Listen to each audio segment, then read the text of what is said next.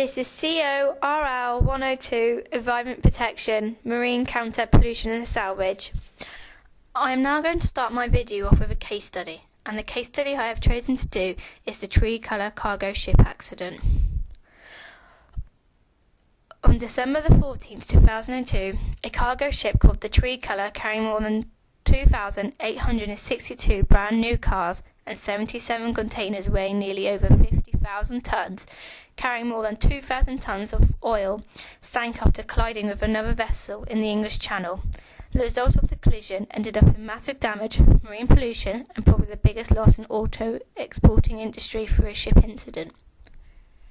A spokesman for the Devon Coast Guard said the crew of the Tree Colour was forced to abandon ship.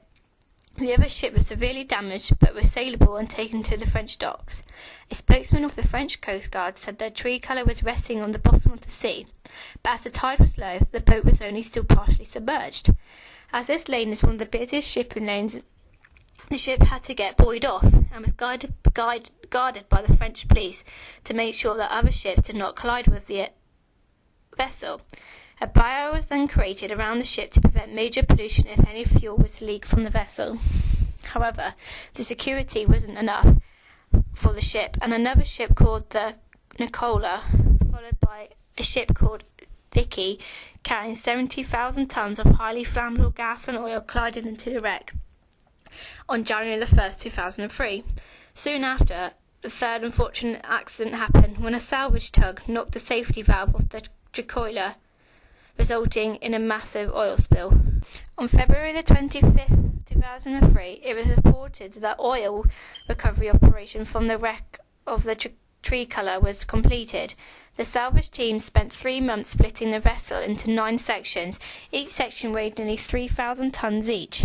It was described like cutting cheese. Peter Holloway, managing director of London Offshore Consultant, said, "Initially, we couldn't consider the ship any more other than just a pile of scrap. The operation took over a year, and it was declared completed on October 24th, 2004. The estimated cost of the operation was around £25 million. There was a large amount of damage to marine pollution and environmental contamination, as large quantity of oil which were believed to have affected seabirds. The Royal Society of Protection of Seabirds estimated that 1,000 birds were found dead or damaged by the oil.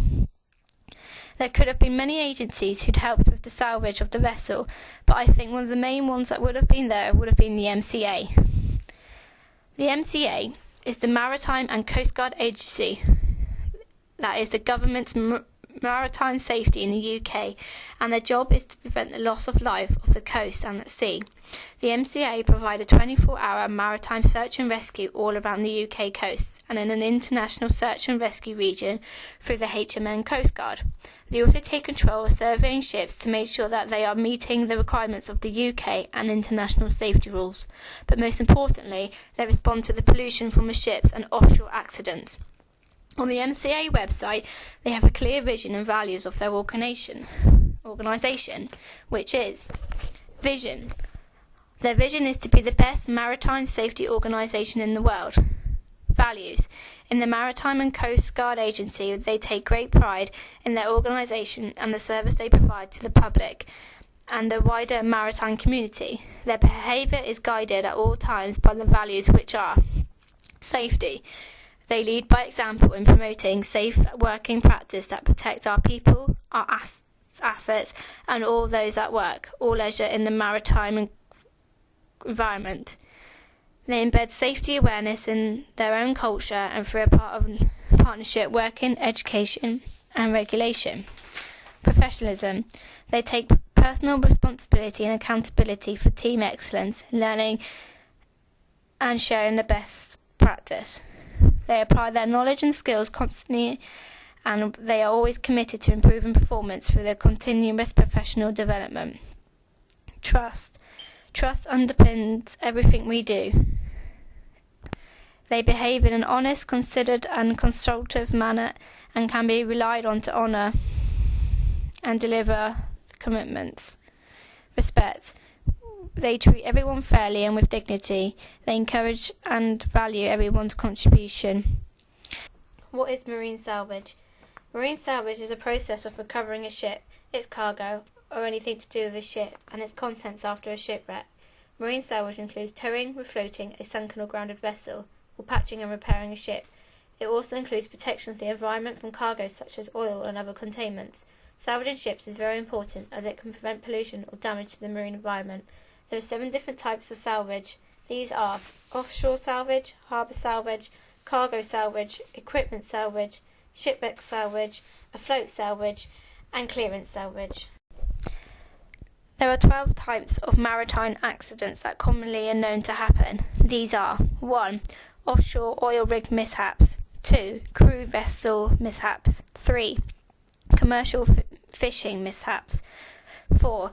Accidents on tugboats. 5. Accidents on crude oil tankers and cargo ships. 6. Grounding of ships. 7. Maritime accidents because of drug and alcohol. 8. Crane mishaps. 9. Accidents in shipyards. 10. Maritime accidents on diving support vessels.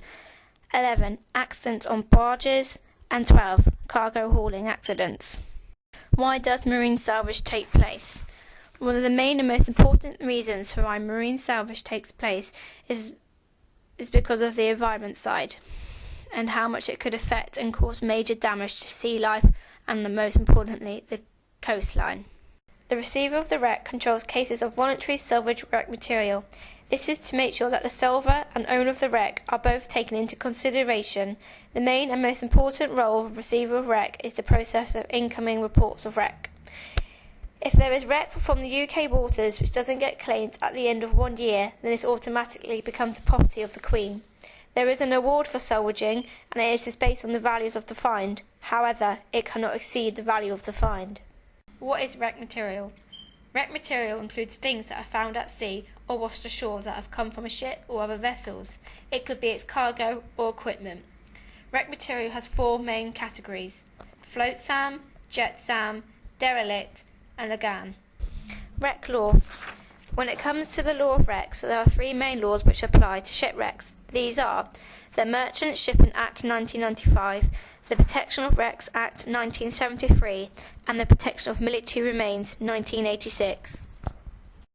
Secretary of State's Representative of Maritime Salvage and Intervention, also known as SOSRAP.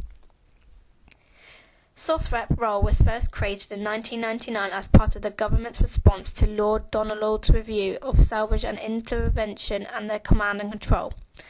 The role of SOSRAP is to represent Secretaries of State for the Department for Transport for ships and the Department of Energy and Climate Change.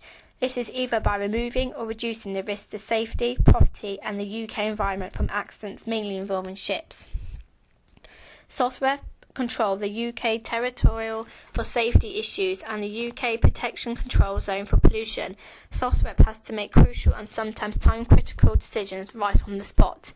They work closely with the MCA Department of Transport and the Department of Energy and Climate Change. SOSRAP's key responsibilities include acting at the earliest point during a shipping or offshore incident to assess the risk to safety, to prompt the end of any waste such as incident and ensure that an increasing risk is evaluated and appropriate measures have been taken to prevent the response of any more accidents.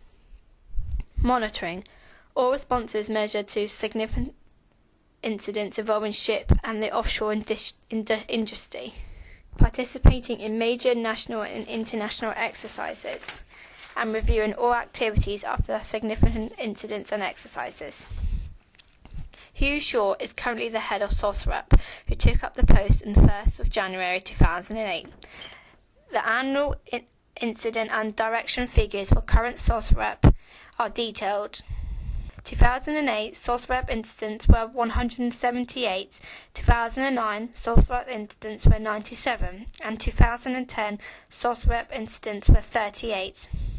Hugh Shaw had to make all the decisions that SOSRAP dealt with. Counter pollution and response.